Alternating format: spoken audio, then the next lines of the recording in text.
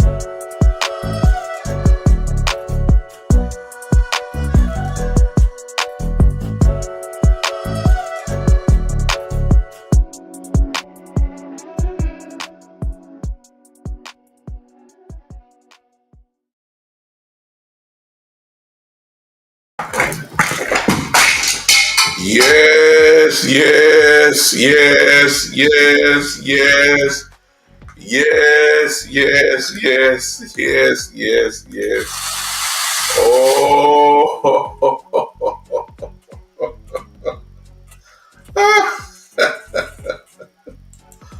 oh, my. Well, ladies and gentlemen, I could care less about the Kansas City Chiefs and the New Orleans Saints. I could care less. I really could. I don't care. It's Monday night. It's 7 p.m. And to me, that means that it is time for the one and the only. Welcome once again to the Big Time Show. After a very strenuous night in the early morning, I'm quite sure a lot of you share the same story. We are here to talk about, of course, the game on yesterday in which the Dallas Cowboys further their record on the road to 3-0.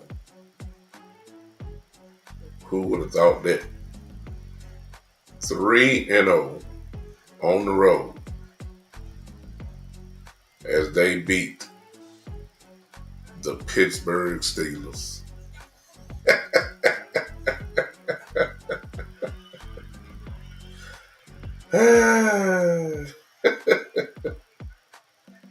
Oh my. The Pittsburgh Steelers.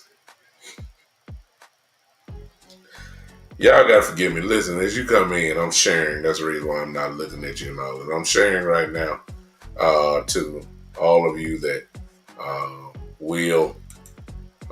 If you help your boy out, I would appreciate it. I'll speak to everybody in just a second that has commented. But go ahead and share. Tonight is a night where you need to share tonight. Because I feel like acting, I'm going to try to be as professional as possible. But as I have told you guys about the disdain that I have for the Pittsburgh Steelers, it ain't no secret with me. Everybody knows that by now. And all I wanted was a win. What did I tell y'all Saturday? I said, I don't care if the win was 3-0. Just as long as we the ones that had the 3. All I wanted to do when those guys got on the airplane coming back to Dallas, I didn't care if it was 3-0 or 30-29 and a half. I didn't care. All I wanted was a win. That's all I wanted. Because I'm quite sure most of you Cowboy fans that everybody knows you're a Cowboy fan. You done had to look at your phone and try to figure out if something was wrong with it or something like that, because you ain't got too many calls today. Now, before the game, you may have got text, you might have got, you know, the download messages, you might have gotten, you know, hang-ups in your face and all that type of stuff. You know, today, my social media line was like a ghost town. I'm looking for folks. Y'all know in the position that I'm in as a podcast host, even though I really don't talk trash, not too much. You know, I don't think I do. I mean, I got calls from everywhere. I mean, I don't know what happened, but I can't find nobody today. I can't. Hey, Tamika. Tamika, I don't know if you've been like me today. I don't know. Maybe you've had the same problem. I can't find nobody. They called me before the game. They looked for me. They hassled me. They harassed me. They antagonized me. They talk bad, saying what we can't do, what we're not gonna do, saying what we all this type of stuff. And today, I'm wondering if folks delete their Facebook accounts today. I'm wondering because I can't find nobody. I can't. They did it to me before. I can't see no. I'm looking for folks. I ain't hard to find. I'm like Coach Prime. I'm like Coach Deion Sanders. I'm not hard to find. Every Monday night. God bless you, Tamika. I'm sorry. You may not need to be looking at me now, you know, because I'm gonna act a fool tonight, just a little bit. I don't want you laughing and hurting yourself now. But you know, I'm glad you tuned in, Tamika. Thanks for hanging with me. What's up, Metris? And let me speak to everybody since I'm doing that. Greg, what's up? Joe, appreciate you, man. Thanks for sharing. James, how you doing? Yeah. See, James you can tell he been talking all day. See, he obviously works around some Steelers fans, and I know he got talked to bad. I know you did, James. I can tell the way you responded there. See, you got your lines together good. Y'all see what James say? See, James been dealing with this. See, yeah, Tamika, we right. We right today. Let me just say that. See, the game to me meant a whole lot more. I told you guys that it's because of my disdain for the Pittsburgh Steelers, or what I've been carrying around for over 40. Let me see, almost about 48 years. It started with me when I was 4 years old. I don't like the Pittsburgh Steelers. I make no qualms about it. I don't even try to hide it. I don't like the Pittsburgh Steelers. Never have, never will. They are on the same level as the San Francisco 49ers to me. I don't like them. But y'all already know that, so I ain't got to go through that. So it took great pleasure last night to see what I saw last night, despite everything that happened and from a negative standpoint. The Cowboys found a way to win. Now, I'll start there. Because everybody in this chat right now I think most of us are Cowboy fans. I think I know at least some of the names here. I know that's the truth. Y'all know that those are games that we usually find a way to lose. Y'all know that. It ain't just started, with the Mike McCarthy era. It it goes all the way back. That go to the Romo days. That goes to, I mean, it's a disease that is just passed down through the years. These are the type of games that the Cowboys usually lose. To quote the number one hater of the Dallas Cowboys, for moments like last night, the number one hater, Stephen A. Smith, says this: what can go wrong goes wrong, and it always seems like it's always at the expense of us. We always end up getting the short end of the stick. That's what always happens. Some dumb happens, some bad turnover happens, something goes wrong. It's always high drama for the Cowboys, and they're one play or two plays away from making the move. That's usually how it goes for us. Y'all know I'm telling the truth. And last night, man, to me, was almost a complete story of the Dallas Cowboys over the last 10 years or so. Show you what I'm talking about. The Cowboys rarely get their brains beat out. They do get beat, those embarrassing games like we had. It don't happen often. Usually the Cowboys are always in a tight game, a nail biter, coming down to the end. We just need a play or two. And that's how it usually goes for us, and usually we lose. Or if we are getting blowed out, usually the Cowboys, have to come back, and they do come back. And then when it's time to make the play to get over the hump, we usually, don't make those plays. We just don't. We got too much of a history with it. All right. My theory about Dak Prescott, in case y'all know I tell the truth about him. Love him.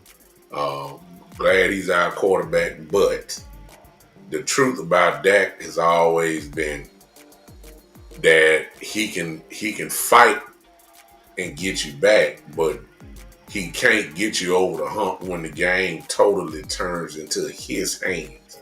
That's what I've always said about him.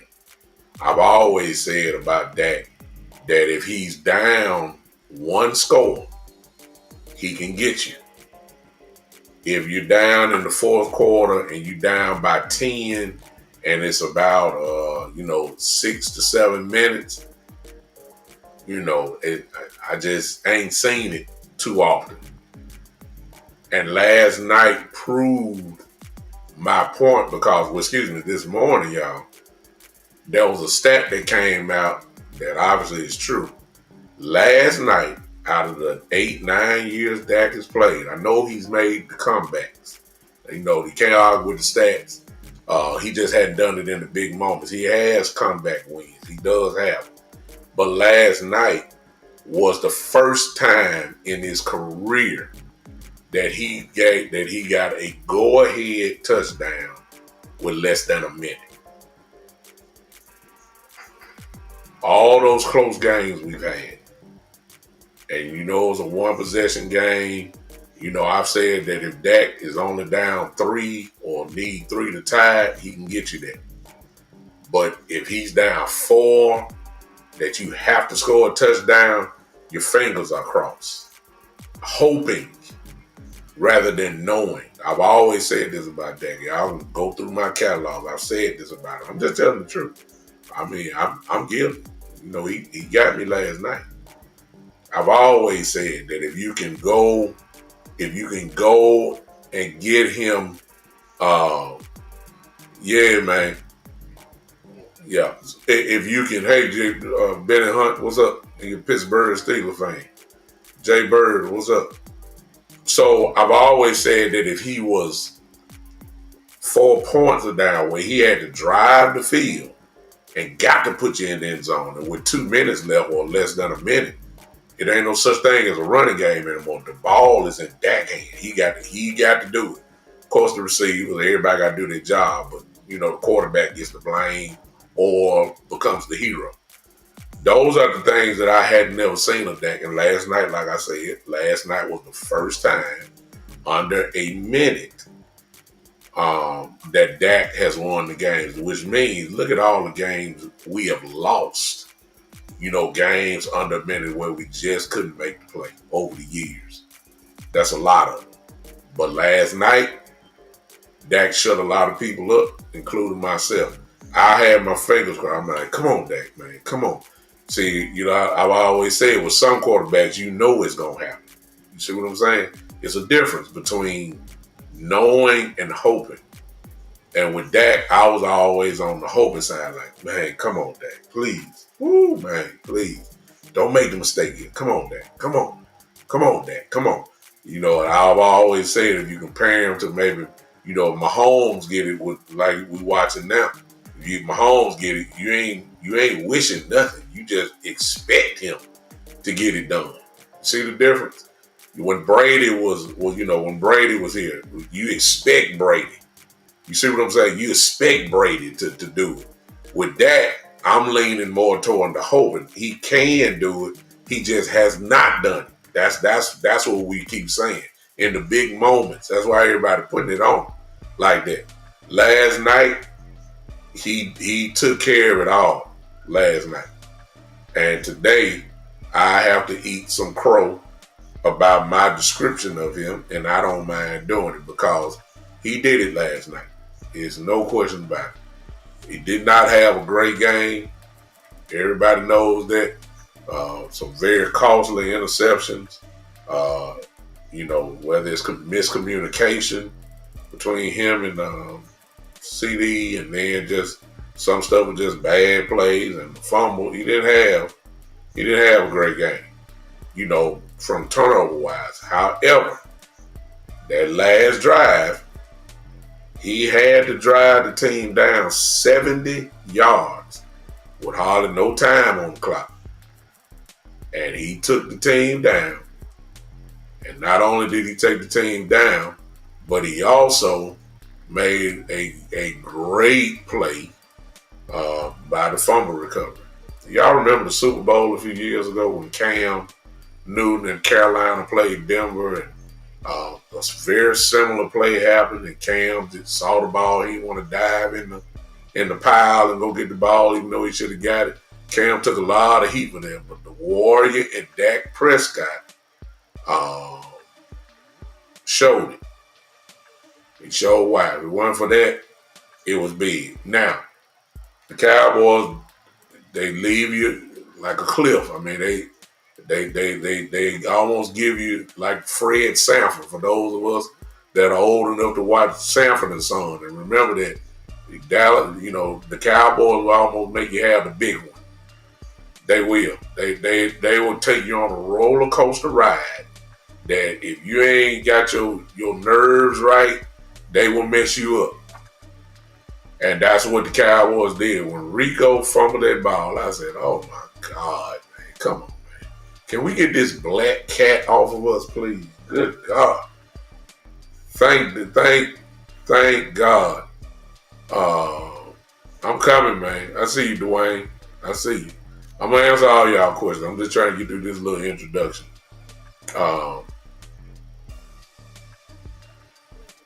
And Dak saved the day. But then he had to make the play. 4th down, 4th and 2, 4th and 3, whatever it was. And he stood in and made the play. He made the play. Tolbert made a great catch. Ball game. Bottom line. So we really have got to. We really got to give Dak super credit. We really got to. If it was Josh Allen, with 3 turnovers, and yet he made the play, the narrative would have been, this is why Josh Allen is the MVP of the league. You know, that's what they would say. And I'm talking about, I purposely watched Get Up and First Take today, and one Dan Orlovsky really irritated me real bad today. Because, see, I know how he is. He has his favorites. Dak ain't one of them. And if it would have been anybody else, he would have praised them. He tried to knock down. It really wasn't an important game. Yes, it was. It was an important game for us. We 3-2. These are one of these games that everybody picked us to lose. Everybody picked the Steelers to beat us. Everybody. What was the narrative before the game? Before the game, they said, oh boy, the Pittsburgh Steelers are 3-1. The Pittsburgh Steelers are going to run all over the Cowboys. The Cowboys can't stop nothing. Oh, yeah, they stopped the Giants, but you know, that's the Giants, you know. They can't match up to the Pittsburgh Steelers and Najee Harris. And you know that Justin Fields is going to have a field day on the Dallas Cowboys. This is all what we heard. The defense can't stop a nosebleed. Parsons is out. Lawrence is out. Everybody's out. How in the world can the Cowboys, it's probably going to be a blowout. This is what we heard now before the game. Y'all come on here. This is what we were saying. Pittsburgh, Cow Steeler Nation was already celebrating before kickoff. Like, boy, we finna beat y'all like Baltimore beat y'all. We finna beat y'all like New Orleans beat y'all. Ooh, we got y'all at home too. Ooh, we gonna beat y'all brains out. That's what we're saying. Everybody, including Dan Orlovsky, who said that the Cowboys would not win. Everybody picked them. But if I would have told you, ladies and gentlemen, that the Dallas Cowboys beat the Pittsburgh Steelers in time of possession, 32 minutes and 29 seconds for the Cowboys, 27 minutes and 31 seconds for the Steelers, you would have thought I was crazy. Because you would have figured out that the Cowboys can't stop the run. Pittsburgh's are going to run it down their throat. And the time of possession, the Cowboys going to get tired. And it ain't nowhere in the world the Cowboys going to win the game. In actuality, it was the reverse. Here's my first little point here. After all that little introduction. And since I got a Pittsburgh Steelers fan here, I think Ben is still in here. One of my old friends who's a diehard Pittsburgh Steelers fan. Can I say this, that the Dallas Cowboys, shockingly to me, out-physicaled the Pittsburgh Steelers last night? Remember what I said Saturday, this a buckle up your chin strap type of game. This ain't nothing about finesse. If you try to play finesse ball, you're going to get your brains beat out. At some point, you're going to have to lock it in and let's go hit somebody. That's the bottom line. This is the type of game. And I be dang. Did not the Dallas Cowboys strap it up and play football? Hitting people? If I would have told you, all you Pittsburgh Steelers fans that they're going to watch this a little bit later, if I would have told you that the Dallas Cowboys defense was shut down the Pittsburgh Steelers the whole game, would you would have believed me? Shoot, I didn't believe myself. Forget that. I'm talking about, Watt, like I told y'all, Watt is Watt, and I was shocked. They did what I didn't think they were going to do. I thought they were going to line up TJ on the left tackle. But the whole game, he was pretty much on steel, and Watt beat his brains out until the second half. Until the second half, Watt was kind of having his way. If he didn't get Dak He was causing, pressure with the heat he was giving them. It is what it is. We're talking about a Hall of Fame, a walking Hall of Fame football player. Y'all saw that he got 100 sacks in his career, fewest games ever. I mean, this dude is different. We already know that. He's a special player. But if I would have told you that the offensive line of the Dallas Cowboys would handle the Pittsburgh Steelers, I believe Benny Hunt, you're a Steeler fan. What was y'all? Were y'all the number one defense in the league? If I'm not mistaken, 1 or 2. If I would have told you that this makeshift rookie line would dominate the Pittsburgh Steelers defense, would you have believed me? No, you wouldn't believe me. You wouldn't believe me. You wouldn't believe me. If I would have told you that Mike McCarthy almost messed his whole game up by trying to play finesse ball in the first half against his Steeler defense,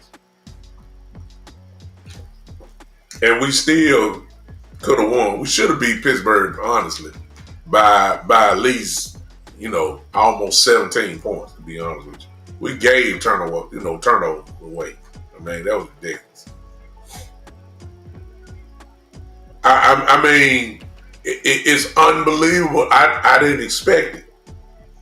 I didn't expect it. We pretty much dominated. We did. We beat them up. Now, who would have thought that? Who would have thought that? That we beat up the Steelers last night on the line. And we did. We did. If I would have told you last night, if I would have said a certain team had 31 carries for 109 yards rushing, and the other team had 26 carries for only 92 yards, everybody would have said that the Pittsburgh Steelers would have had 31 carries for 109 yards. And the Cowboys would only have 92 yards on 100 yards a game. But it was the other way around. You sitting here telling me that the no-name defense of the Dallas Cowboys shut down Najee Harris and Justin Fields and held them only to 92 yards on 100 yards a game? Y'all know that ain't Pittsburgh. Y'all know Pittsburgh gonna get you at least over 100 yards a game. That no-name defense, y'all. No Parsons. No DeMarcus Lawrence. No Deron Bland. Hello? No Marshawn Nealon after he got hurt. Huh? Oh, we beat him up, Kai. We beat him up. Time of possession. Time of possession, Kai.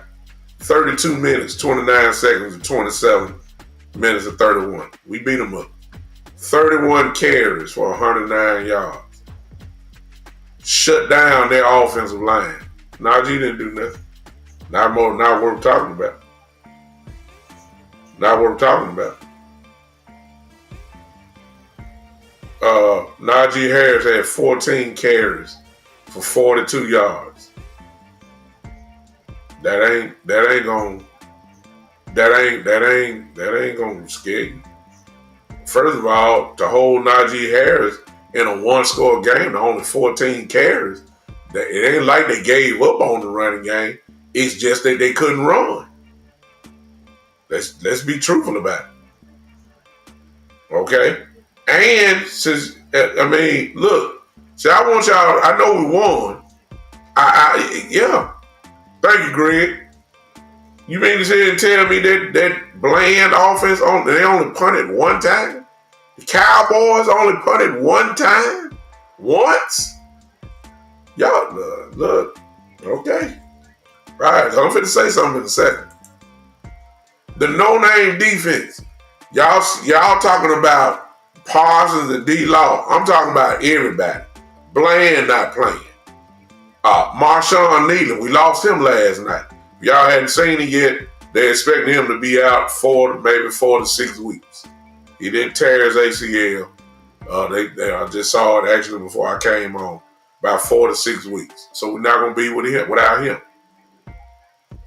I mean, so you shut down, because look, here's the truth. Now, if you want the real truth now, you're in the right place. Here's the real truth. The Cowboys just didn't start shutting people down against the Giants. They were shutting down the Baltimore Ravens in their second half. That's where it started. That's where it clicked, although we lost. And we know when we were coming back, that the Baltimore Ravens in the second half didn't look like they did in their first half. And they carried it to New York. And everybody tried to run on us. Singletary is a good back. They said Daniel Jones gonna pull the ball down and everything. Guess what? Nothing happened. They shut down, what was it? 24 carries for 23 yards. Okay. Then you're going against a powerful running team. Najee Harris is a bowling ball. We all know Justin Fields is a Lamar Jackson clone type. He's not Lamar, but we all know he can hurt you with his legs. And they shut them down with a bunch of no-names, with a bunch of third-string practice squad guys. Do y'all understand? Which leads me to say this. I think Mike Zimmer know what he's doing. Can we all agree with that? I know he looked bad against the Saints. I know he looked bad in their first half against Baltimore. I know he did. I remember. I know he did. But he had the stars with him then. Shoot. An argument, y'all think I'm crazy. I ain't trying to suggest it, but a very serious argument can be made that the defense looked better without Parsons, without Lawrence. Hello. They don't look bad to me. Have a good night, Joe. I appreciate you, man. Thanks for popping in on. Seriously. Now, do I want Parsons back? Shoot, yeah. Do I want Lawrence back? Shoot, yeah. Do I want Nealon back? Yeah. There wasn't no drop off when Nealon went down. Exactly. Man, look, between Golston, Wheat, Maris, and DeMar and Overshown. Hello. Them guys, what I tell y'all on Saturday, I told y'all that you put a bunch of hungry guys in that don't play much, they're going to give you all they got. I told you that. Them guys played like they were trying to take a job. With a bunch of, but look, a bag of practice squad cornerback. Okay? Look at the defense. A practice squad quarterback. Marshawn Nealon is a backup and a rookie. He goes down. We got Tyrus Wheat, who we just brought back. I mean, coming off the street almost. We got Golston, who's a good player, but not a dominant type player. We got a bunch of young guys playing, and they shutting people down. See, you can't say I'm not gonna be like First Take. I'm not gonna be like Get Up and all these other pundits that you see on the TV in the morning. See, before the game, Pittsburgh was great. Before the game, Pittsburgh, they the number one defense in the league. Pittsburgh, they can run the ball down your throat. That before the game, the Cowboys don't stand a chance against Pittsburgh. That was all before the game. And then as soon as we win, now Pittsburgh ain't nothing. See what I'm saying? They killed me with that.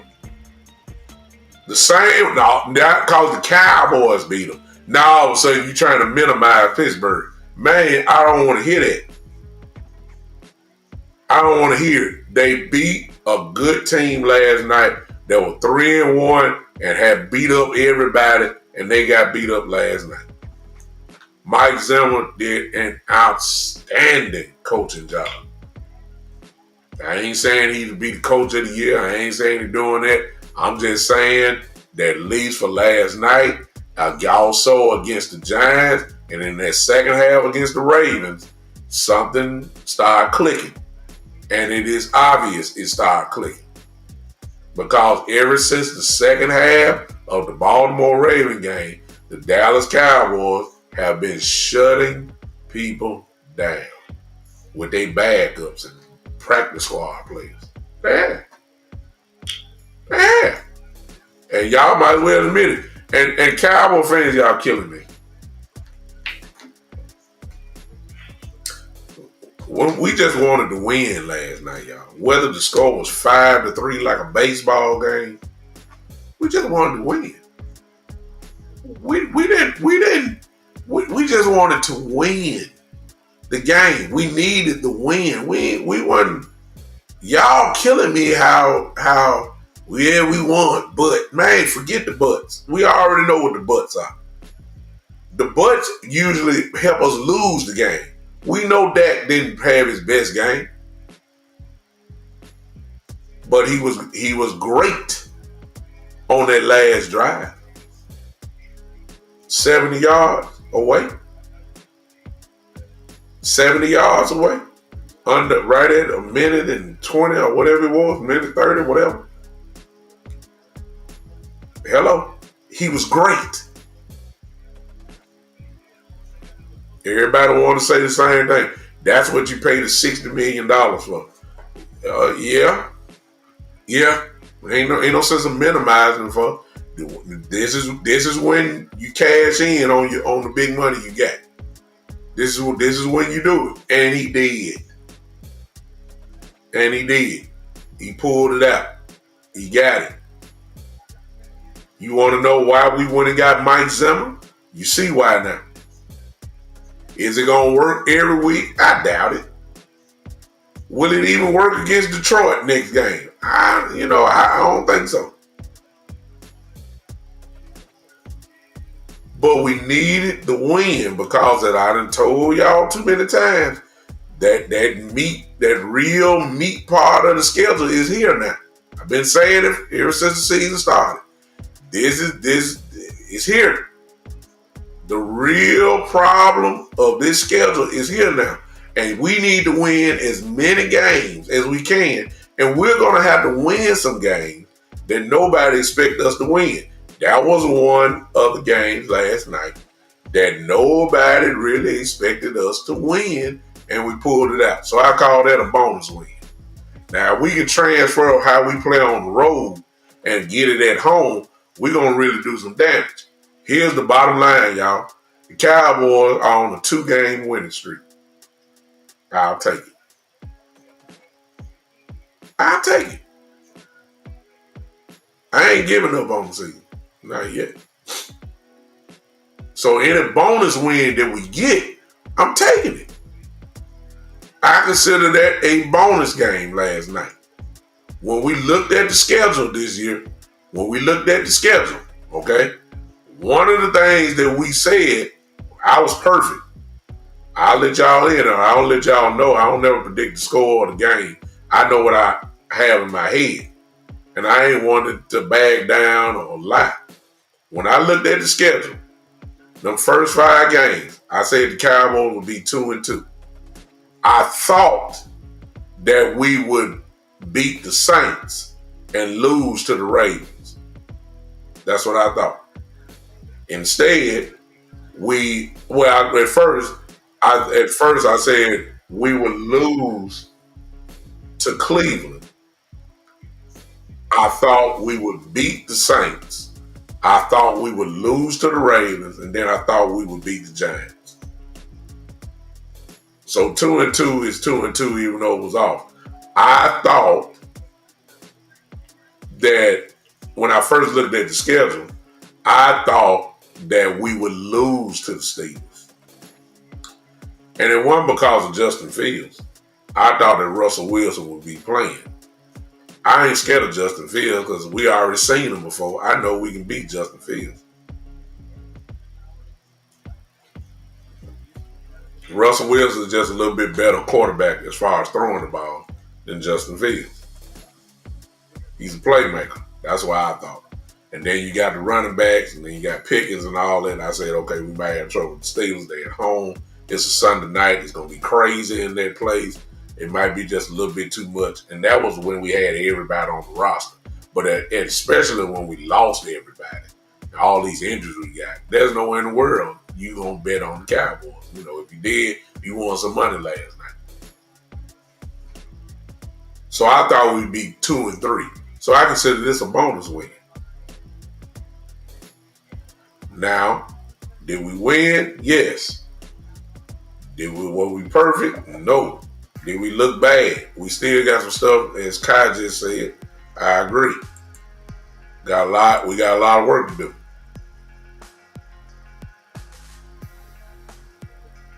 Yeah. But I'm gonna say this, Kai. We done seen it for years now. It is what it is, man. The penalties. I mean, we've been saying that ever since Mike McCarthy got here. At some point we got to accept it. It is what it is. The pre-snap penalties, the false starts, which is really the banger. And I'm going to say something about that in just a second. That, the occasional, the turnovers, we're really not used to a lot of turnovers. Dak got greedy when he tried to throw the ball to Tolbert instead of just staying within the game plan. He tried a home run shot, let the Steelers back in. That won the CD, I believe, was just miscommunication between one of the two. Pick your choice. One where you saw CD said subpar throw. That's what he said, a subpar throw. Talking about Dak at the time. I don't know if it was because of miscommunication or for him to say that. He must think he knew where he's supposed to be, and Dak did not. Because that was just too soft of a throw, too accurate of a throw to the corner of the end zone. Maybe he thought it was a comeback route instead of him going, to the back flag. Something was wrong there. Okay? Something was wrong. I agree, we got a lot to fix. We got injuries. We got linemen that are hurt and all that type of stuff. It is. Now, we just got to fix it. But I love the competitive drive. Ladies and gentlemen, they ain't going to do it. But I'm quite sure y'all noticed we got the best line. We had our best line in the game last night. Some of us have been saying this for a while. Guess what? Tyler Smith, you need to put him where you drafted him for, which was left tackle. Guess what? TJ Bass, comes in at left guard. Or you could put BB back in his regular position at left guard where he can maul on people. Guess what? Brock Hoffman back at center. Y'all notice how Brock played last night? I'm giving you the Cowboys' best offensive line. Zach Martin at right guard. And then you say, well, where you going to put Tyler Smith? Where you going to put Tyler Guyton? Back at right tackle where he played at Oklahoma.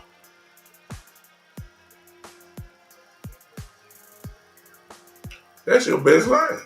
They ain't gonna do it though, because they too loyal to they system. They too loyal to their contracts. They too loyal. They ain't gonna do it. But notice when those five got in, Dak had a clean pocket. He had time. He can scan the field. He can make the throws. I hope y'all notice that. If you got all 22, go look at the film.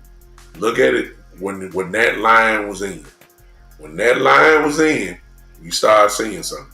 The only difference was that TJ played left guard and they kept BB at center, and it was good. Yeah, everybody got to remember, Guyton played at Oklahoma right tackle. He did not play left tackle. He got converted to left tackle when he came here to Dallas. His natural position is right tackle. At least that's what he played. He's just a freakish athlete that can play it. Cause Steele got destroyed again last night. That's troubling. Because I got a feeling now, because Steele seems to be the real weak link. And I got a feeling Aiden Hutchinson from the line is getting ready to go over there to see Steele. And he's struggling. He really is. He's struggling. So we're about to see that. Now, Shane, I saw your question, and I saw it earlier too. Shane said, "Big Time, what do you think about the running game? I think Rico is now our lead back. I also think Zeke is hurt. I saw a video of him trying to put the pads on, and he looked at pain. Yeah, that was pregame, and maybe that's the only reason why he had a few carries, maybe not. I was shocked when we got the 3rd and 1 to play where Rico dove and tried to, get in the end zone, and he fumbled the ball. I thought for sure that was Zeke time. I thought for sure that was Zeke time right then. Because I just believe he would have got in. But, I don't know why. I got a theory about that, but I got to bag it up and see. See, the Cowboys ain't slick. See, politics get involved. So here's my little theory, and then I'll research it later. But I just want to put this out. Maybe y'all will look it up. Somebody needs to get sport track. That's what it's called. And what it is, it gives every every contract of every player in the league. You just got to find the team, find the name, look at that. I would be very interested to see Ezekiel Elliott's contract, because it is incentive driven. If you get this, if you need that, then you get X amount of dollars. I would love to know what his contract really is as far as incentives go. Because I hate to see if y'all playing politics just because y'all know y'all don't want to pay him no more money and you purposely leaving him out the game.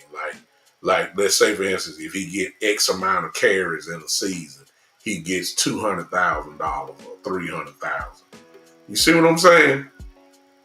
You see, I'm starting to wonder, because it just don't make sense, because you brought him back. If you immediately say he's number 1 running back, which I knew he was not, because, to answer your question, Shane, because Rico obviously is the best back on the roster for us right now. He proved it last night. He got the ball 20 times. Who would have thought that? And I know they kind of shaky with Rico because Rico stay hurt. Rico does stay hurt. We all know he's injury prone. And 20 carries just might be too much for him.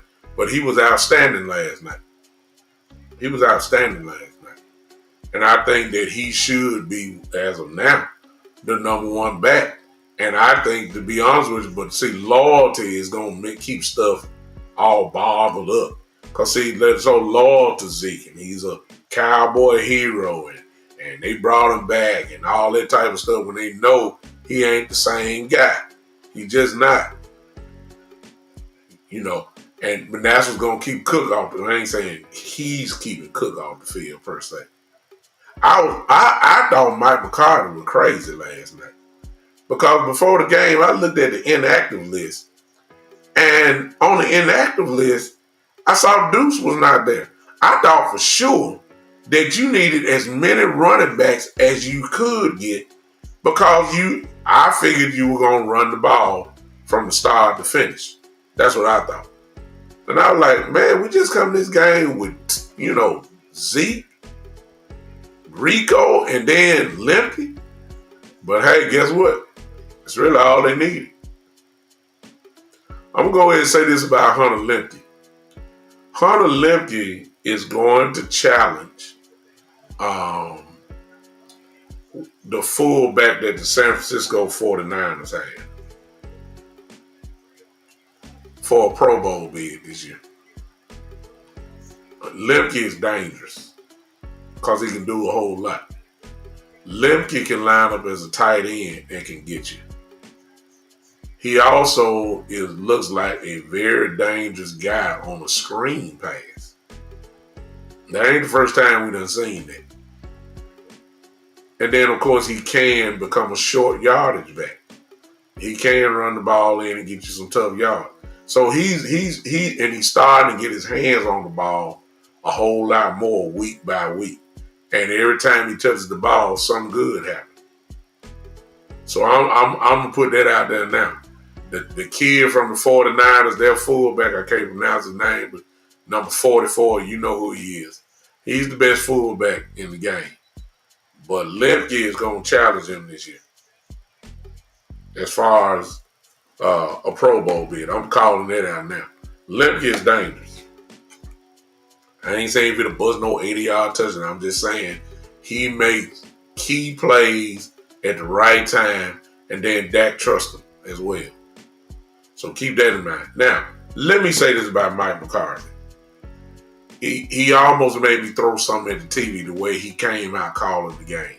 Just airing the ball out. I mean, just non-stop passing. And I'm like, this ain't how you attack and become a bully. You're finessing. You're just throwing short air. I mean, at one point, I think we had 10 passes and only 2 runs. And I'm like, why are you letting my linemen back up nonstop instead of let them go forward and hit people? I don't know why he kept doing it. Now, he made up for it in the second half because he turned that thing around. We ran the ball anytime we wanted to. We dominated. We were pushing them. They couldn't stop us. We run the ball well. So he switched up, and I give him credit for it. Some in the second half, and he did it. So I give him credit.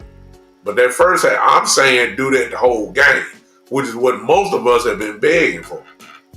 You got to balance this thing out. He did it last night at the end. I give him credit. I will. I give him credit.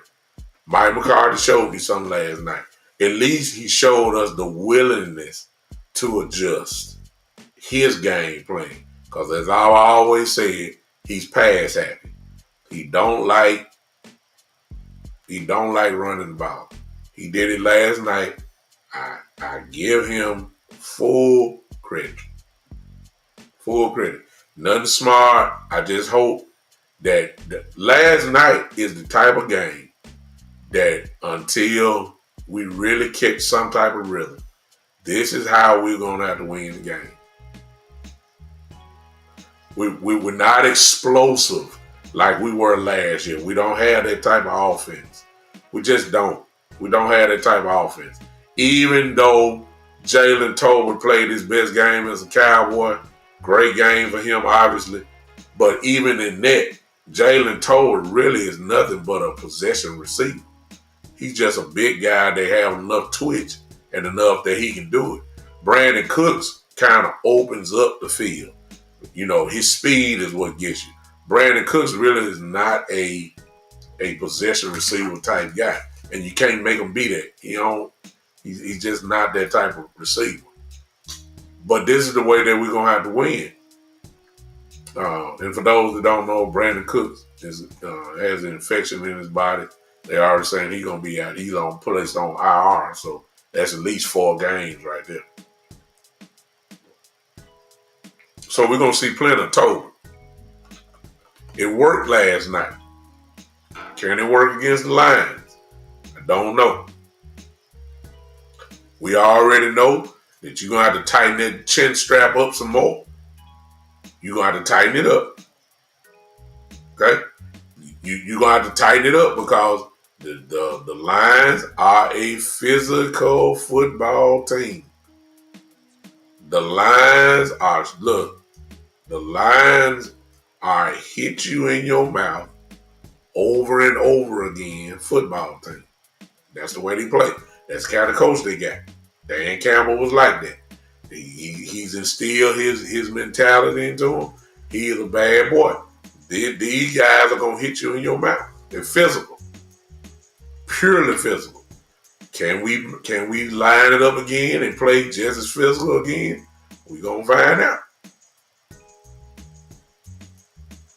But as for now, I'll worry about Detroit a little bit later on. As for now, I'm impressed. Watch this, y'all. I'm impressed. As of now, listen to me. As of now, I am impressed with the coaching staff of the Dallas Cowboys. Man, it sounds strange to say. From the standpoint of Mike McCarthy switching from being a pass-happy guy to become a running, bullyish type offense, I was shocked. From the standpoint of Mike Zimmer, hey, this is why you pay him. Whoever's in the game, he can make them better as a unit. He's proven that. He ain't gonna do it every game. I believe some teams gonna Detroit may be a team that we may have problems with. Got two great running backs, Gibbs and Montgomery. Goff is accurate. Goff is he kind of like everybody like talking about Dak, Dink, and Doink. That's what Goff does. Always has. He rarely throws deep. He throws all precision, short yard pass, crossing routes, all that type of stuff. That's what Goff do. That's what he's best at. Now, is it going to be enough to get it done? We'll see. Let me also say this about Mike McCarthy. You want to solve these false start penalties? Look, y'all, if y'all watching the game, you saw the answer. He just don't do it. Here's the answer. Stop lining up and shotgun all the goddamn time. And my linemen aren't. When you're going against a TJ Watt, okay? When you're going against a Thibodeau from the Giants, when you're going against a Myles Garrett, when you're going against an Aiden Hutchinson from the Lions, when you're getting ready to go against a Will Anderson from the Texans later on, when you're going against a Nick Bosa from the 49ers, when you're going against Washington and them killers they got over there, that a lot of them played with us last year. When you're going against a real pass rusher and all you do is line up a shotgun and you're trying to anticipate a snap count so you can get a first step on these real good pass rushers, guess what you're going to get? False starts. But when you line up in a two tight end set, which is what we've been begging for, and you have them offensive linemen fire off the ball and hit the same guys, the TJ Watts, the Myles Garretts, when you line up and fire off against them, guess what you're not going to have? False start penalties. That was all the reason why. Steele is getting his brains beat out by TJ Watt, y'all. And all it was, he was jumping early, trying to make sure. He was trying to make sure. Somebody called me and I ain't opened up the line yet. He was trying to make sure that he just got a first step, and that's the false start penalties. You got the answer. Run the ball. Did y'all see? Matter of fact, y'all pick it up. That wasn't too many. That wasn't too many false starts in the second half. Williams says, I do believe, what'd you say? I do believe Dallas Steelers in trouble. Fields is awful. Still a long, tough season.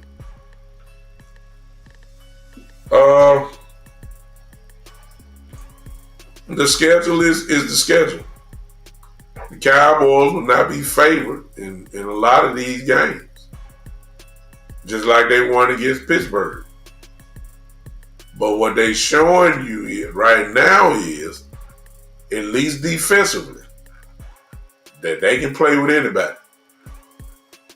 And then, like I said, William, I don't know who you got in here. But I'll say this, you have to pull it up. But this defense started clicking in the second half against the Ravens. They shut them down in the second half. And they carried that over to the Giants and shut the Giants down. And then they carried it over. They carried it over to the Steelers, who had the number one defense in the league. And everybody was marveling how the Pittsburgh Steelers was playing on offense and how they run the ball down your throat and beat you up, and there's nothing you can do about it. The Cowboys shut it down. So I don't know. We'll see. Only thing I'm going to say is, if I can get the Cowboys to play at home like they do on the road, we'll be talking a whole different ball game right now. The Cowboys are 3-0 on the road this year. Go figure. And then they lost 2 at home. It's crazy. We need to win our home game. Cowboys are on a 2-game winning streak. We need it. It was a confidence building game last night. No, it's not the Super Bowl. No, but the Cowboys need to win games that they are obviously supposed to lose. Last night was a game that everybody said that was a game that the Cowboys were supposed to lose. I will take it. It's about time we start winning some games that we are supposed to lose. It's about time. We usually lose those type of games. So I'll take it. All right. Rico is fine. I don't know what they're seeing in Cook or they're not seeing in Dalvin Cook, but look, you got to bring him up. I don't know if he's washed, as everybody say. I don't know if he can. I don't know. I do know this: he's faster than Zeke Elliott. But he may not be as tough as Zeke, but he's faster. I just need somebody to get his offense some more pop. Dalvin Cook is going to come in here, ladies and gentlemen.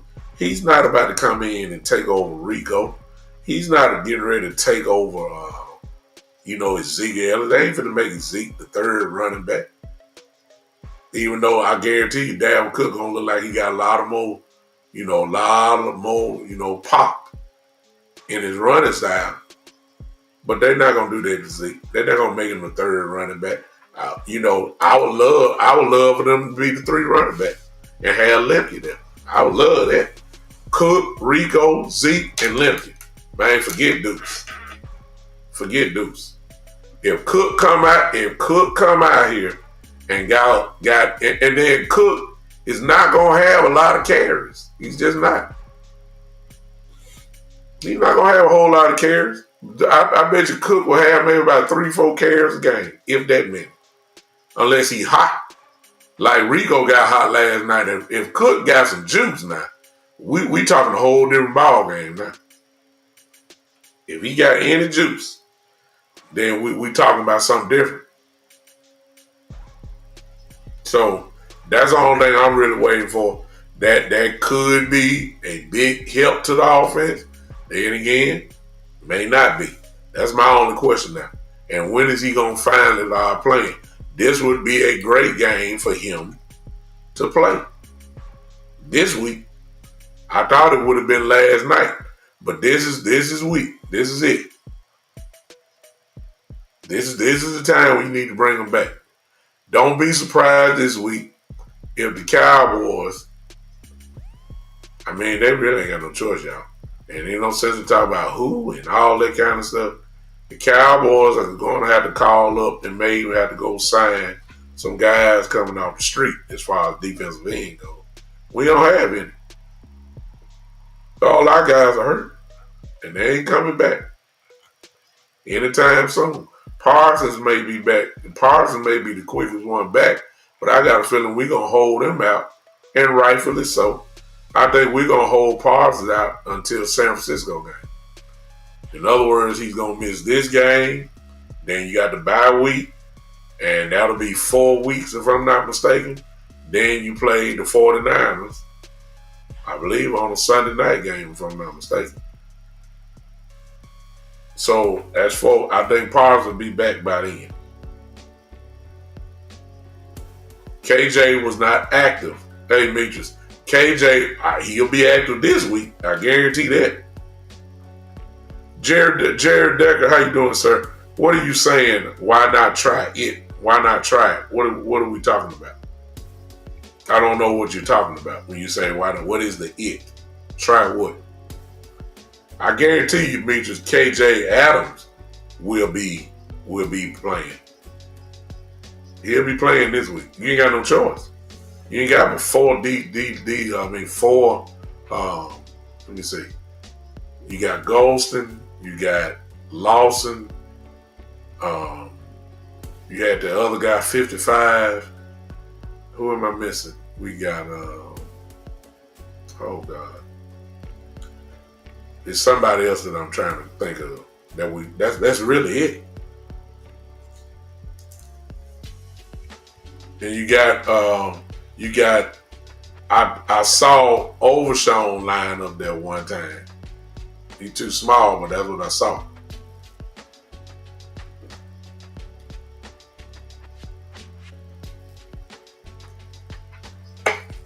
Wheat, there you go. You got Wheat. Thank you, Wheat. You got Wheat. We played outstanding last night. But that's all we got. You know you can't go in a game with that. You need at least 5. That's what Mike Zimmer said today. So we got our 5, but, you know, what if somebody gets hurt again? I wouldn't be surprised if the Cowboys sign or go get somebody, you know, before the week is over with. And that's justified. So let's not, everybody calm down if you hear a name that you ain't heard in a long time. Or if you got to say, who is that? So be it. You know the Cowboys ain't going trading for nobody. You know that. So just calm down. That's how the Cowboys are going to do it. They just trust the process that they got it right with Wheat. Wheat looked outstanding to me last night. So we'll see what KJ Henry got to bring to the table. And then let's just chill out. Because they ain't going to get nobody, y'all. Y'all know that. He's not going to do it. He's not going to do it. We ain't giving up no draft picks. We ain't giving up nothing. Just get ready for it. All right. I want to do something for these last minutes here or whatever. I done talked enough. Cowboys and showed us what we need to do. There's a call-in line right there on your screen. 901-654-6853. I love to hear from you guys talking about the game, and if y'all want to talk about the future, so be it. I'll let y'all control the rest of this time together. So if you want to, go ahead and make that call. I'm ready for you. 901-654-6853. You can call in, because certainly y'all celebrate. I like to hear, and maybe I didn't cover something that, it's a lot of things to cover. I just picked out in my little notes here that I had from the game. I'm impressed by, we talking about Dak, but hello, Dak did have a great game, but that's his standards, but he didn't have a bad game either. He did have a 90.6. He did have a 90.6 quarterback rating. That's pretty good. So let's not act like he was just trash. Well, there was a 29 for 42, 352 yards, 2 touchdowns and 2 picks, and a fumble. So, they look like Josh Allen numbers to me and results. And everybody say he the MVP. You see what I'm saying? Josh Allen throw a minimum, not this year. I give Josh Allen credit. Not this year, but that's usually what Josh Allen do. 2, 3, 4 touchdowns, 2 interceptions or 3, and fumble the ball. Everybody get that and say, oh, what a great player. Dak do it, they say, oh, God.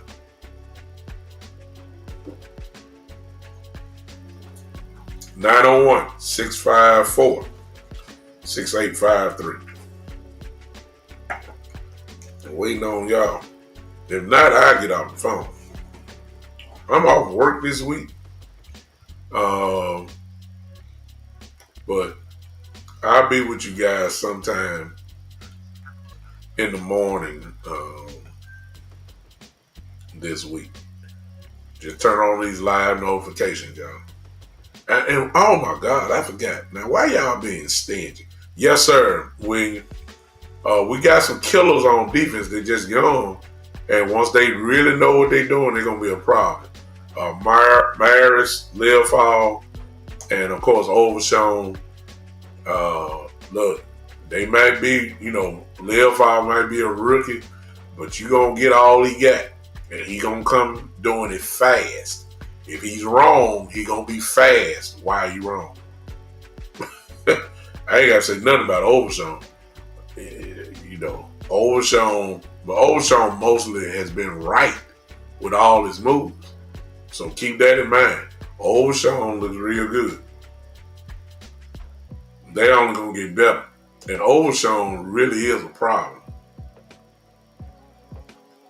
I can see Pro Bowl, not this year, but I can see it on him. Because he can turn into a dominant football player. Maris, his speed, he's so sudden.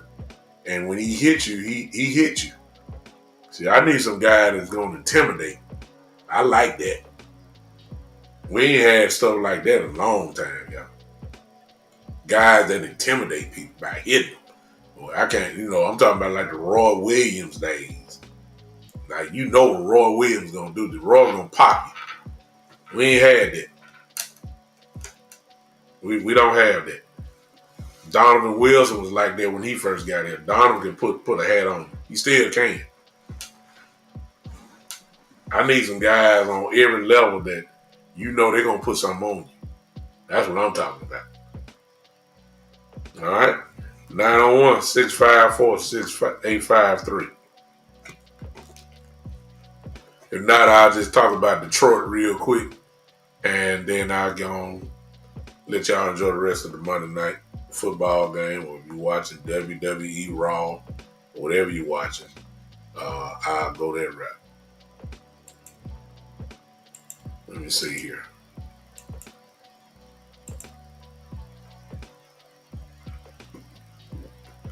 Guyton did not tear his ACL. If you go to my Twitter page, I guess I'll read it to you.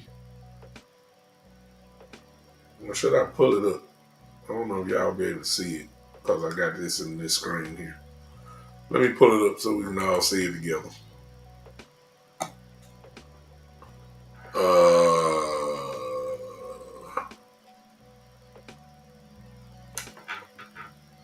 Let's see here.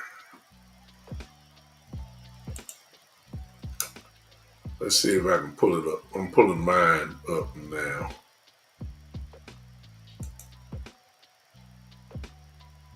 So you can see it if I can.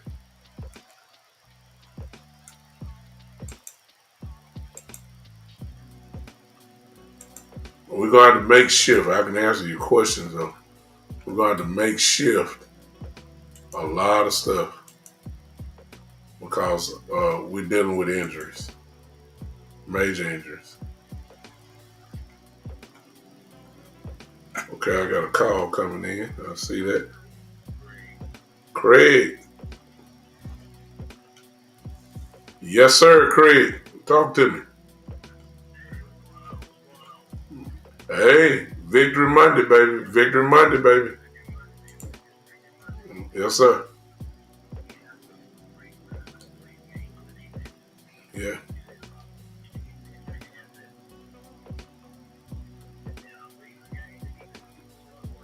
Yeah. Oh. Okay, go ahead. I'm sorry.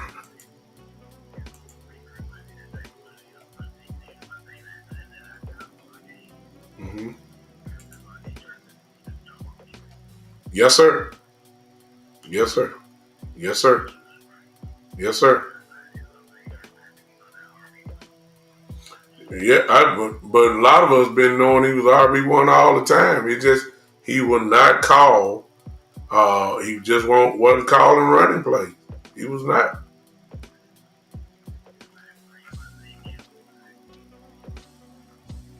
Go ahead. Yeah. Well, I think you can use Zeke. It's not that I had said it at the beginning. Hey, whoever that is from Kentucky that's calling me, I am going to call you right back. So you're not going to lose the call. I promise you that. Uh, we had said you just got to know the role for Zeke. He's not a running back, between the 20, your 20 and my 20. You ain't trying to give him the ball because he just not. He'll give you some real tough yards. I said, if it's 3rd and 2, even if it's first down, if Zeke can give you 4 yards, I'm cool with that. If Zeke, if you can if it's short yardage, I'm cool with Zeke running the ball. But if you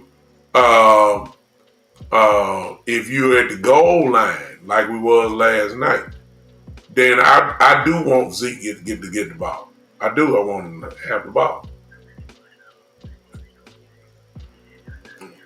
Yeah, but but because of the fumble, now you understand. See, it ain't hard. Don't try to be the smartest man in the room. Go on, put Zeke in there because Zeke ain't jumping off the ground. Zeke just gonna try to bowl you over. It's just that simple. And that's where his value can come. You understand what I'm saying? That's where his value is. It's not in the middle of the field. That's where Rico can shine. That's where Dalvin Cook probably can shine. That's even where, in some instances, where if you give him the ball right, that's where Deuce Vaughn can shine. But when you start talking about short yards, all that type of stuff, this is where Zeke can get it done. But you have found your running back number 1 as long as he stay healthy. And that is Rico. At this point in his career, Rico is a better option than Zeke is as far as running the ball. He's not the pass blocker. He's not the pass blocker Zeke is. I give him that. But Zeke can't run like Rico can now.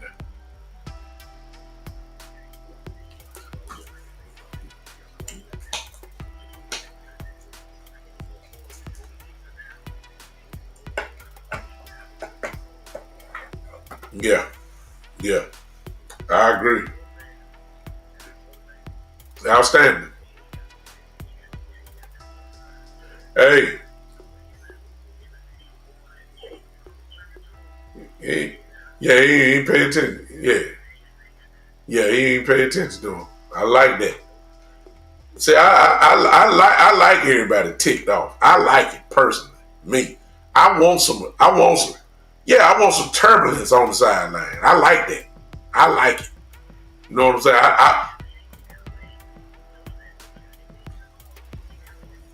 Well, you can expect that out of a diva. He's a diva type receiver. Yeah, yeah. And see that. And if anybody want to know the importance of training camp, you seeing it between those two because they ain't on the same page the last 2 games or so. Not completely. That's what the problem. Yeah. And what you're also seeing is the results of training camp because Dak and Tolbert have a nice little chemistry. You see what I'm saying? Yeah. Now, if I get McCarthy to stop trying to force the issue, even though it was working when we first started out, man, Lamb had about 4-5 catches in the first drive. It was like we're saying we're gonna get him involved early and we're gonna do that, which is good. Which is good if he's open, which he was, because Dak was throwing short. That's fine. But I ain't trying to appease CeeDee Lamb. Yeah, you can't force it. Yeah. That's the reason. And that's the reason why we won last night, because he did do his job. He occupied 2 men, was gonna leave the middle wide open with Ferguson and Tolbert, and that's what won the game. Ferguson, Tolbert. See what I'm saying? So I applaud that because he did spread it around last night. He spread it around last night.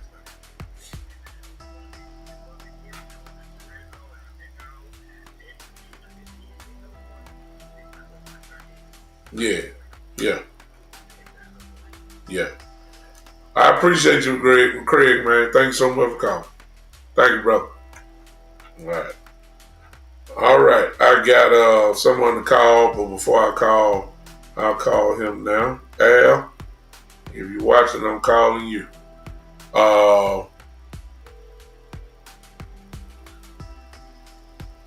To answer your question, Shane, I don't know if Big Dog, what's up with you, man? What's up, man? Let me answer this question real quick before I forget. Shane, I'm not sure on that. I don't know about that. I don't know if he has to miss 4 games or if the bye week is included in that. I don't know that for sure. I don't want to give out no bad information on that. But you do have to miss a minimum of 4 games. And I think that if you got a bye, that don't count as a game. So I would say no. But I may have to check that out just to make sure I know what I'm talking about. What up, Al? Man, what's up with you, man? Thank you so much, man. I appreciate you hanging with me. What you got?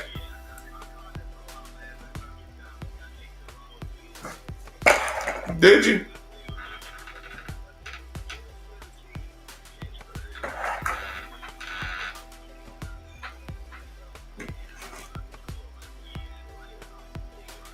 Yeah. Yes, sir. So,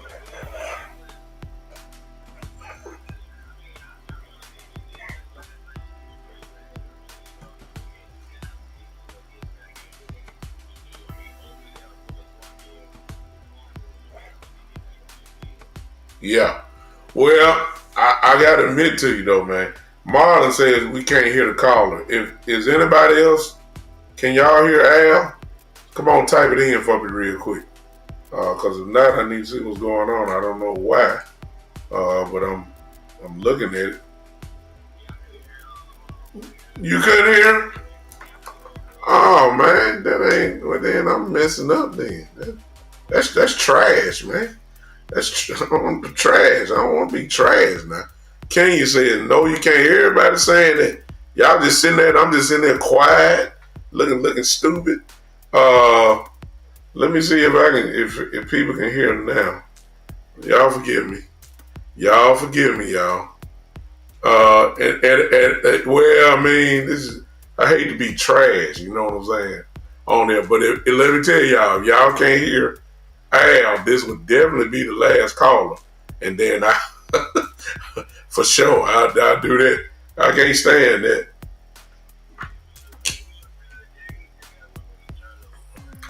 Yeah. Okay.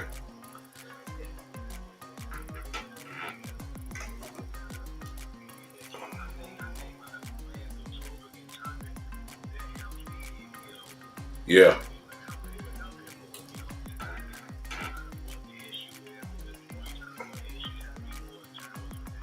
Yeah, no doubt about it. They can't hear you, man. They can't hear you. So ain't no sense of us talking, man. I appreciate you calling, man. Thank you. I apologize, y'all. I didn't know that. Thank you, Marlon and all. Okay, I got you. So no, look, let me take it down. I don't know what's going on tonight with this, but I promise I will have it fixed on the next show. So let me take this down before anybody start calling again. I apologize for that, for my jankiness on the night.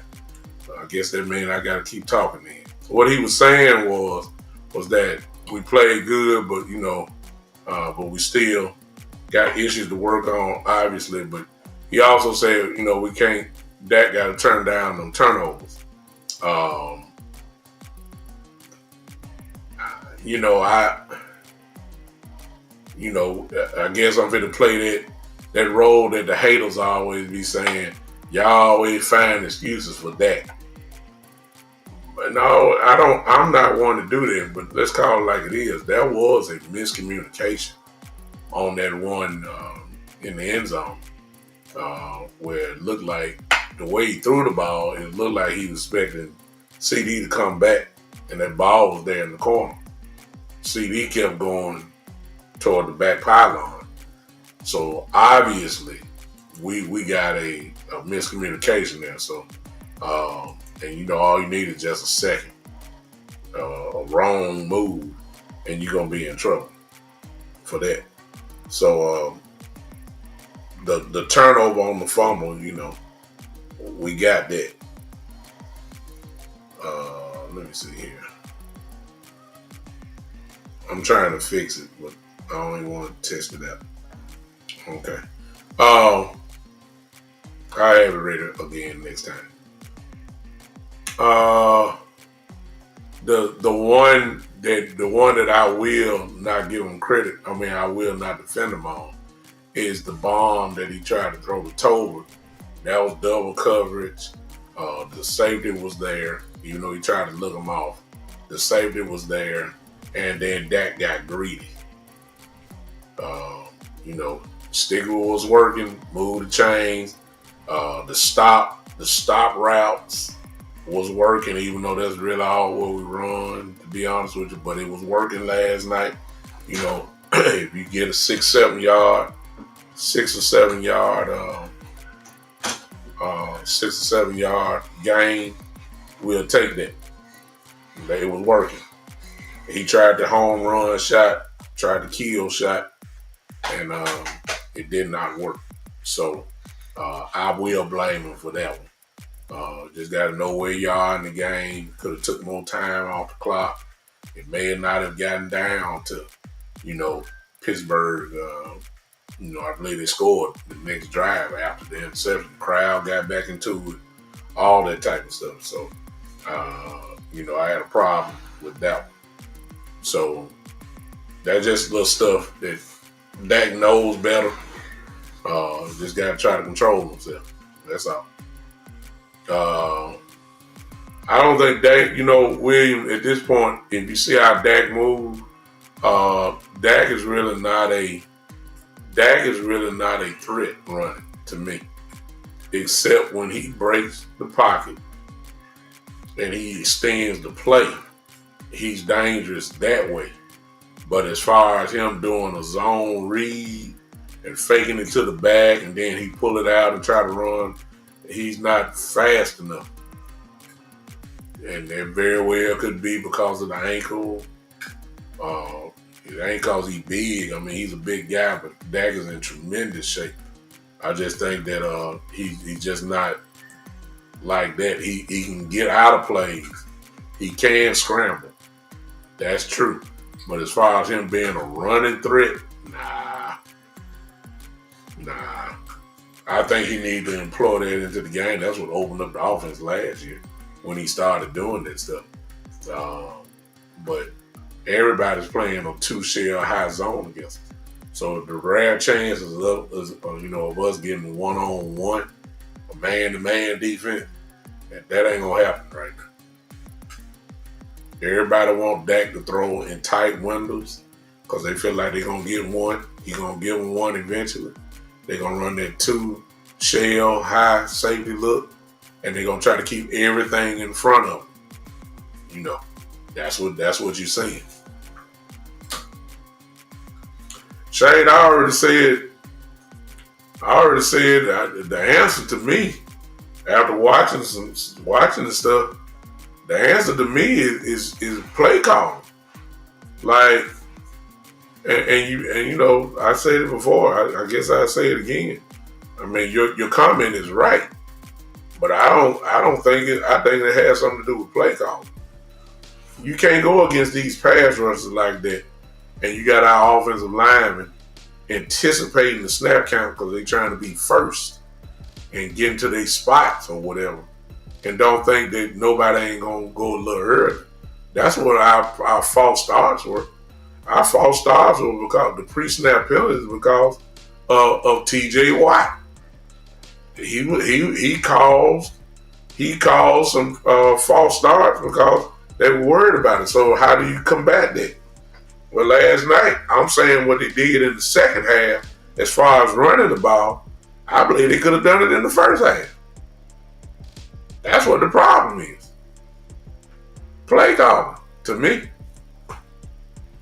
And you may need that because of who we're getting ready to see in these next 5, 6, 7, 8 weeks. As far as pass rushes go, we got to have one of the craziest, toughest schedules in the league. I dare anybody. I mean, if somebody's schedule is tougher than ours, please show me. I mean, what we got is we have a legitimate first place division winner schedule. That's what we have. All teams that won their division last year. Somebody like the Chiefs make it look easy, but they got a first place schedule too. You know what I'm saying? We have a first place schedule. And it is a gauntlet in which I don't think the Cowboys are favored in no game. If I saw what I saw this morning on ESPN, we are favored in no game. No game. I don't think we are. Let me pull up the schedule. I'm looking at the schedule now.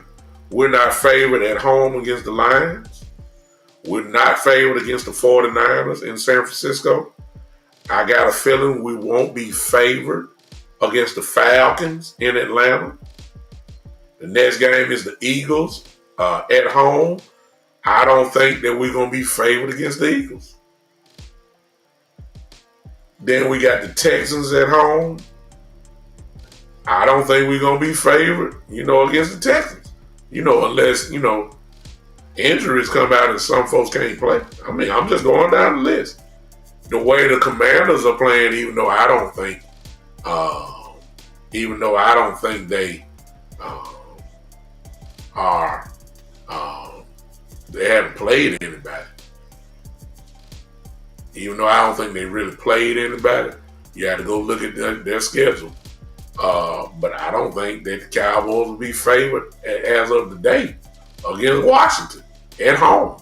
I mean, they'll be playing Washington in Washington. Now, we will be favored, and this is week 13. In week 13, the Giants come to Dallas. That may be the first game that we'll be favored in what? Well, I just count out 1, 2, 3, 4, 5, 6. In 6 weeks. That very well may be the only game that we'll be favored in. I'm sorry, my partner Marlon says, yes, Marlon is absolutely right. And I knew that. I just said what I said about that. And he's right. When the Cowboys start running the ball, you see his comment there. The Cowboys were starting to get successful. They had to get out of that because of two-shell high look, they were getting eaten alive. And so they went to a cover one, which really meant man-to-man defense. And the Cowboys continued to run. They started bringing guys up close in the box. Rico Steele did well, ran the ball well. So, you're right, Mark. You're right. Shane said the penalty that made me sick is on special teams every time we receive the ball, it seems to me we have great field position and we have to move it back every time. Well, it ain't too many kickoff returners that usually don't have a penalty. It's rare when it happens. And Turpin is not going to get a lot of chances because everybody know what he's capable of doing. They ain't going to really give him. They're not going to give him a chance. I would not. I would kick the ball out the end zone and just get the Cowboys the 30-yard line every trip. I don't want Turpin to get me. I don't want Turpin to get me, so I wouldn't kick it to him either. Williams says Dallas will not be favored against high-scoring offenses. Well, yeah. Oh, yeah, man, I appreciate that cash out, bro. Thank you. Hey, everybody hit that like button. Everybody double tap it. Give me about 20 likes each, wherever you're watching from. Everybody give me 20 likes each. Let me see, Al, if you did that.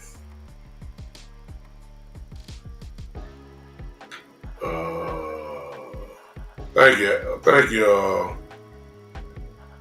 Yeah, Mr. Logan, I see you. Thank you for the cash out there. Thank you, sir. Hey, appreciate you. Appreciate you so much. Thank you for that. Did I even got that up there? Well, I know I did. Yeah, okay. There it is. It did, Al. Thank you so much, man. I just looked at it. Thank you. I appreciate you. You didn't have to do it. See, it's not a requirement to do cash app. It's just people just being nice. They appreciate whatever it is. I don't require it, but I'll take it. Thank you. Thank you. Thank you, sir. Thank you. Well, but everybody be on the same page. We're gonna get ready to go. You got to be happy with the defense. You have to. Especially with the talent depletion of what is gone. Everybody keep in mind, man, look, we don't, Bland is gone. Marshawn Nealon is gone. DeMarcus Lawrence is gone. Micah Parsons is gone. Sam Williams is gone. I mean, the Cowboys have been good. They've been good. And with a bunch of no names, a bunch of guys that's coming out practice squads, Mike Zimmer has got some of these guys playing above their head. And they look good. And they are shutting people down. Now, quick thing about Detroit. This is a team that challenges everything that I've said about the Cowboys' Achilles heel. They can run the ball, two great running backs, highly physical. I've always said one thing the Cowboys have suffered on is that when we play a highly physical team, we get punked out. That's what I've been saying. They didn't yesterday. They out physical the Giants, and then their second half against Baltimore, they met physicality.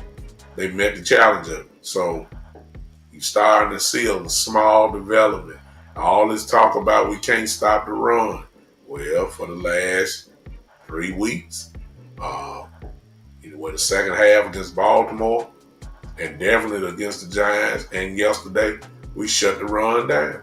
So you got to give credit where credit is due. We shut people down. Can we do it to Detroit? I don't know. If I was a betting man, I would say no, we can't. But that's why, as they say, you play the game. William, I know you want to trade, but look, you know the Cowboys value their picks too much. Even though we got a lot of them, it just depends on what you're looking for. We're not going to get everybody was keep trying to find a way to get Devontae Adams. The Cowboys are not going to pay 2 wide receivers $35 million. Devontae Adams, even if he would come, the first thing they would say is that they want him to renegotiate his contract for next year. They're not going to pay that. That's why I don't even give. It's nothing to talk about. you're not going to you're not going to do that. They're not. That's not the Cowboy way. And then especially the way that Tobin is playing. I mean, they're pleased. They ain't, and Brandon Cooks, they ain't trying to. They believe. You know what they say? We believe in our guys. Y'all forget that Tobin. If you even thought about a Devontae Adams coming to Dallas, they got shut down by Jalen Tobin last night. There's no way in the world they're not gonna do that. I don't even entertain it. They're not. So forget that. Now we need some defensive help, especially on the front four. Whether that's an end, I say we still need defensive tackle help as well. So if anything, that's where I would be kind of locking in on. They're not getting anything offensively.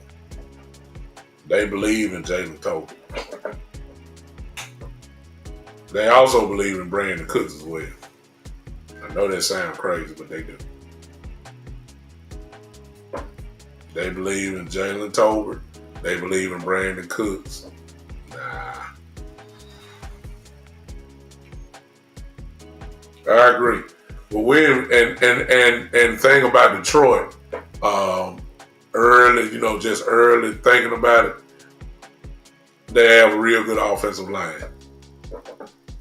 And they do because that's where all the running come from.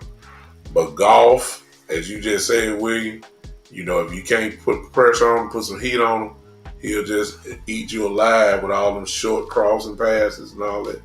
So, yeah. Yeah. Yeah. You ain't going to get nothing on offense. I mean, they barely bringing in. They barely won't even Cook ain't even, Dalvin Cook ain't even dressed out yet. They yell the help. They ain't trying to, you got help on the sideline. They ain't brought him in yet. So, a wide receiver, especially at this point, have to come in and learn language and all that. And I'm quite sure when you get a Devontae Adams out here, they'll have him squared away quick if we were to get him. They ain't doing that. They're not doing that. But the Detroit Lions match every box that matches the Dallas Cowboys Achilles heel. They match everything that we have problems with. Everything. From both sides of the ball. This is one of the most complete teams that we'll see. So the challenge is gonna be there. Let's see if they can, match up. Can they keep them out the end zone? They gonna move the ball. Excuse me. They will move the ball, but can you keep them out of the end zone? That's really the key. Early on, just thinking that's really one of the keys. They're gonna move the ball, but can you keep them out of the end zone? They got a great tight end, Portier. Jameson Williams from Alabama is nasty. I don't have to say anything about Jahmyr Gibbs and Montgomery. Definitely a great 1-2 punch. I mean, and Goff is a great quarterback, as far as I'm concerned. And then it's just like William said, you can't let Goff just sit back there and take pictures and sign autographs before he throw the ball. He will destroy you. He sees the field pretty well. So they got a strong running game. They're gonna run against us. So we'll just have to see how we can they do it again? Can they shut another running team down?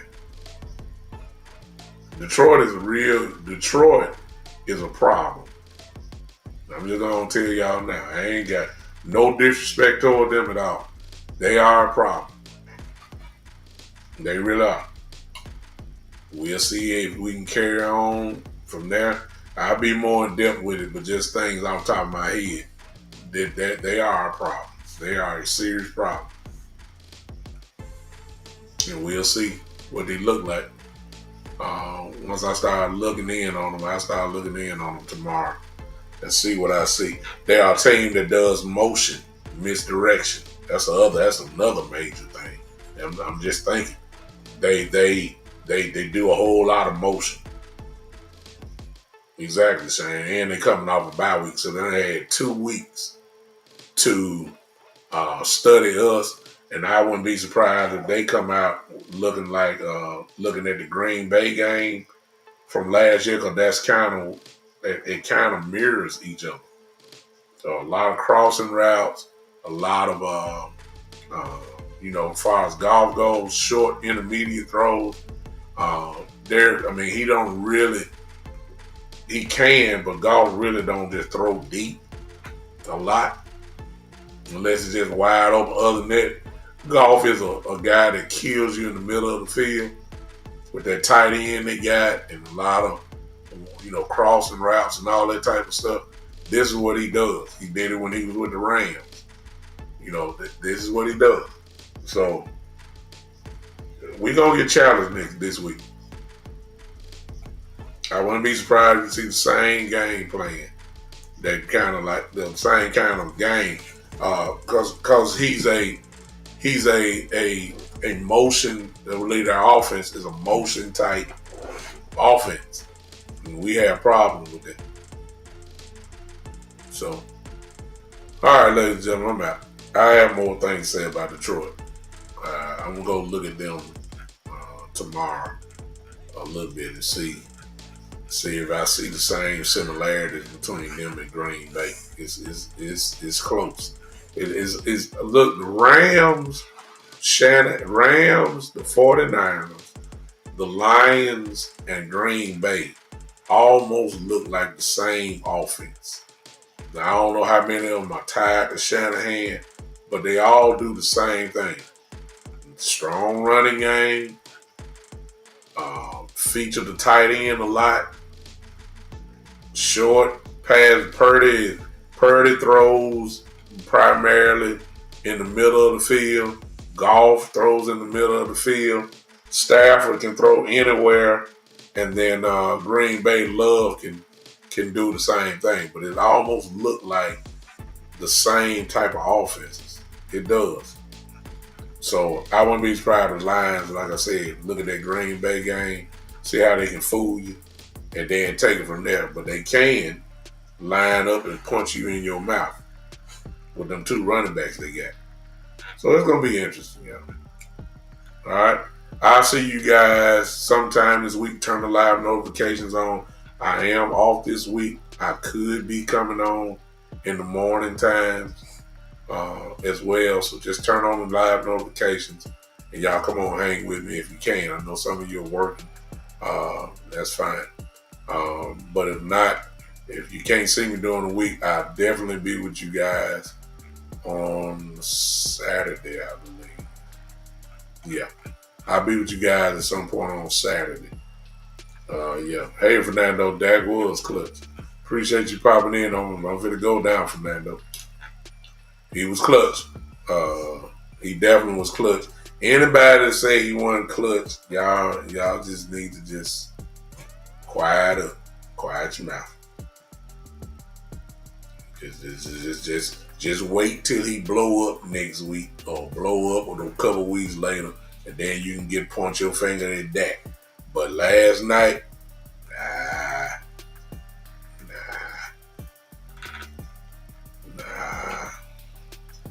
no, y'all. You can't talk about Dak tonight. He did it last night. It ain't no question. All right. Cowboys win 2017 over the Pittsburgh Steelers, a game that nobody thought we would win. We did it. I consider that a bonus win, and we will take it. The Cowboys are on a 2-game winning streak. They are now 3-2 with a home game coming up against the Detroit Lions. If they can pull it off, They will be 4-2, and it'll be a team that nobody expects us to beat. And then the whole narrative have to start changing for real then. So before before the Pittsburgh game, everybody was saying how good the Steelers are. As soon as the Cowboys win, they're horrible. They're really not that good. Only when the Cowboys win, then they'll change it. Well, everybody gonna say this week Detroit is a better team. Detroit is this. Detroit is that. Detroit is all this. Detroit is all that. If the Cowboys win, they gonna say, well, Detroit maybe not the team that we think they are. That's what they do. Y'all know that too. All right, I'm out. I appreciate y'all, man. Let's get out of here. Y'all enjoy the rest of your night. Y'all turn on live notifications on, and then we'll see soon. See you real soon. Until then, ladies and gentlemen, this has been the one and the only, the big time